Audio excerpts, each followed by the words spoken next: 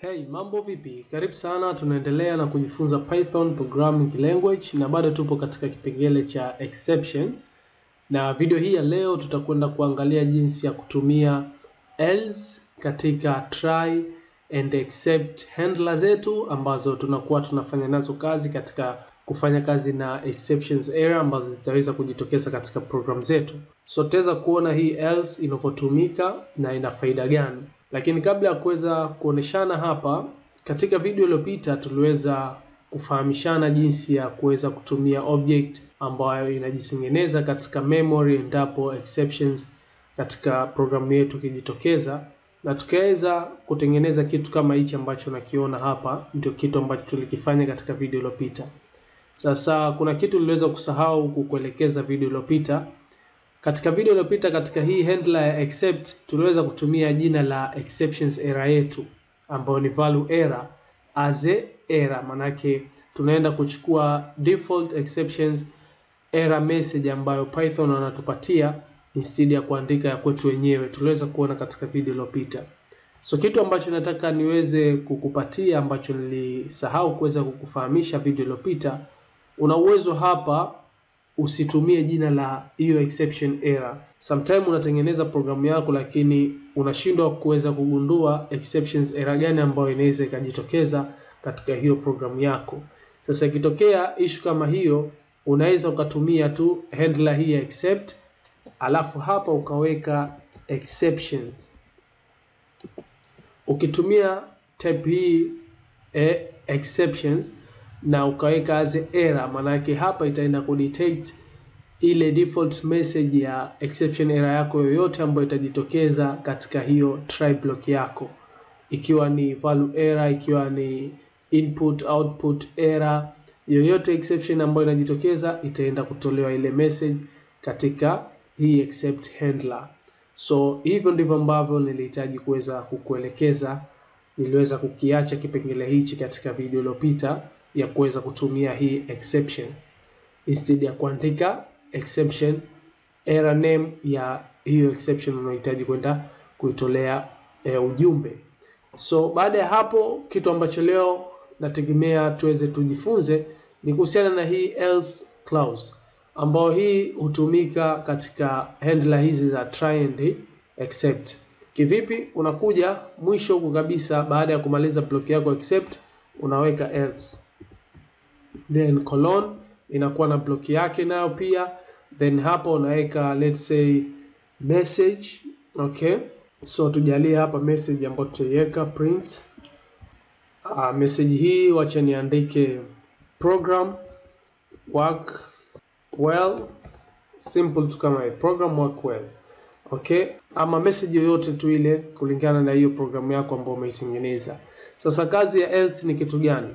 Endapo try hapa block yako, kodi ambazo zitafanya kazi humu ndani hazitoleta exceptions error yoyote, basi kumbuka hii except haitoweza kufanya kazi.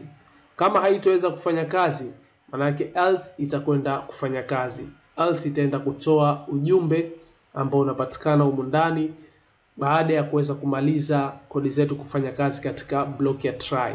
Ikitokea hapa imeleta exception error katika block ya try, basi moja kwa moja handler except itafanya kazi, itatoa hiyo error message ama hiyo kitu ambacho umekiweka katika block yako except, lakini else haitoweza kufanya kazi.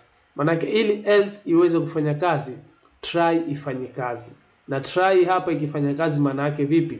Usipate exception error katika try. Manake hakuna error yote itakayojitokeza kulingana na input ambazo zitaingizwa ama programu yako itakapokuwa inafanya kazi. Ikitokea tu exception error, basi except itafanya kazi, na else kama except ikikuta imefanya kazi haitoweza kufanyiwa execution. So labda tuweze kurun hapa tuweze kuoneshana. Okay, let's run. How many hours you work? Wacha mimi niweke na fanya kazi masaa 5, click enter. Na lipwa shilingi 10,000 kwa kila lisaa, click enter. Kumbuka hapa hakuna error iliyojitokeza, na ndio maana programu yetu block ya try yetu hapa imefanya kazi kama kawaida bila kuleta exception error yoyote, kwa sababu input tulioingiza zipo sahihi, hamna shida yoyote, na tumepatiwa jibu gross pay ni 50,000 ambayo ni hii Okay, statement hii hapa. Lakini baadaye program work well ikaja kutoa hii statement ama hii ujumbe ambao tuliweka katika else clause. Sasa ikitokea kuna error imejitokeza, hii program work well haitoweza kujitokeza, haitoweza kuonekana. Instead itatolewa ile exception error ambayo imejitokeza katika block ya try. So acha niweze kuonyesha hapa, tufanye kukosea sasa hivi. Instead ya kuandika numeric tutaandika let's say 6 masaa ambayo nafanyia kazi. Umeona invalid literal for int with the base 10. Message ambayo ni default message ya exception error kutoka katika Python imeweza kudisplay hapa, na kama unavyoona else haikuweza kufanya kazi. So else inategemeana na exceptions error imejitokeza ama la, ili iweze kudisplay. So nadhani umeweza kujifunza hapo kitu kidogo, lakini unaweza ukakitumia katika program zako utakapokuwa na develop program mbalimbali. Sina la ziada leo katika video hii. Kitu kikubwa ambacho nilitarajia kuweza kukufahamisha video hii ni else, na tayari tumeweza kujifunza na kuona inavyofanya kazi. Una maswali yoyote, kuna sehemu hujanielewa, basi unaweza kuniuliza katika comment ya video hii. Vile vile usiache kulike video zangu, ningeomba like na kushare na kwa ndugu na marafiki ambao unahisi wana uhitaji wa kuweza kujifunza pia na wao language hii ya Python. Mimi na wewe tukutane wakati mwingine katika video ijayo, ambao tutakuja kumalizia na hii handler ya 3 ambayo tukuweza kuitumia toka tumeanza kujifunza exceptions, ambayo ni finally. Tutakuja kuona haina shida yoyote, very simple. Tutaangalia haraka na tutaweza kukamilisha exceptions na kuendelea na topic nyingine. Asante sana.